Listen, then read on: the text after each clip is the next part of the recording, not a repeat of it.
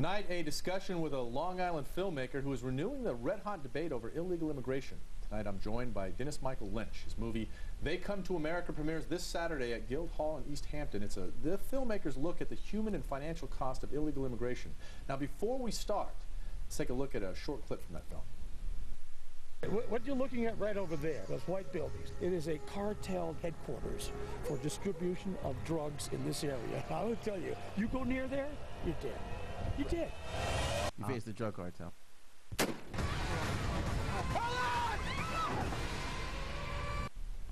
All right, Dennis, thanks for joining us first. Obviously, you did not take that man's advice by not going there. Well, let's talk about that in a second. Okay. First, this is a film that really deals with illegal immigration. What inspired you? What brought you to make a film about this subject matter?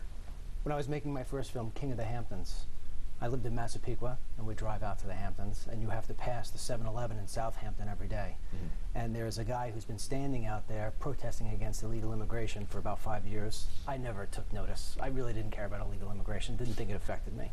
One day, I was just inspired, so to say, to pull over. I had my camera, and then I shot what was going on for a half hour, and then I was like, this is my next film. But I had no idea of what I was getting myself into, because I did not understand the enormity of this topic. So well, let me ask you then, is this a protest film? I mean, you said you saw a man protesting illegal immigration. How are you approaching this? No way, no. You know, I'm not a political guy. I'm not proud of this fact, but I haven't voted in 20 years. I'm not a Republican or a Democrat. And that's not necessarily a good thing.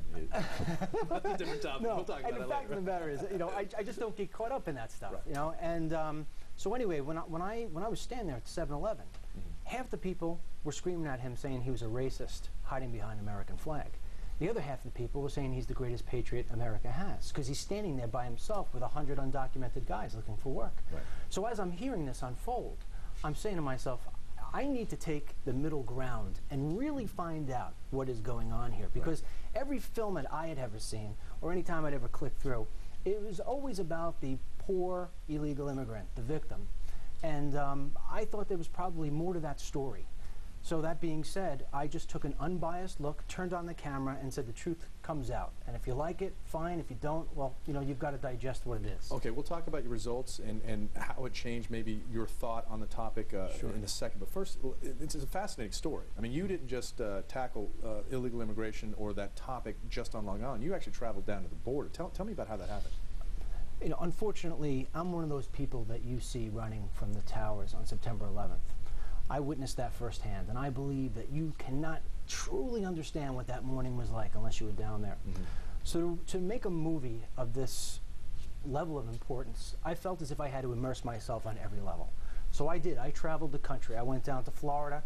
I stayed on the border for 3 days in the dirt. I traveled the country by driving along in the car. I mean, I saw everything. I tried to experience everything you possibly can when it comes to this topic. So you actually went down, and somehow we saw in that clip that you had some encounter with the drug cartel. How did that happen? And tell us about that experience.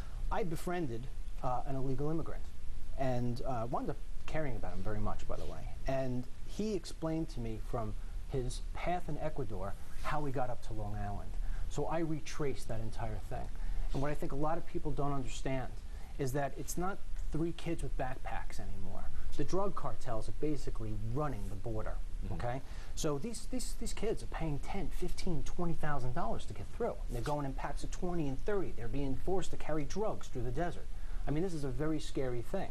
So when you hear Janet Napolitano get on television or in front of Congress and say the borders are secure, I've got a movie that says something significantly different.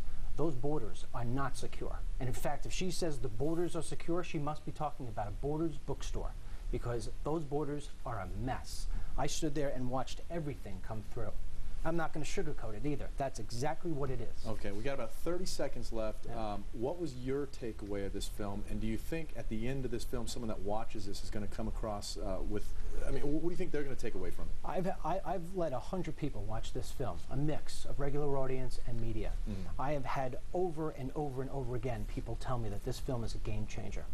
I've had resistance, I can't tell you, from every film festival in the country, from Yeah, Hollywood Sotheby's. Sundance, tell you right. Yeah, all the film they don't festivals want said to no touch it. They don't want to touch the topic. Have they said it's because of the topic? It's a very interesting take on illegal immigration. Yeah, the take is, I punched the topic between the eyes.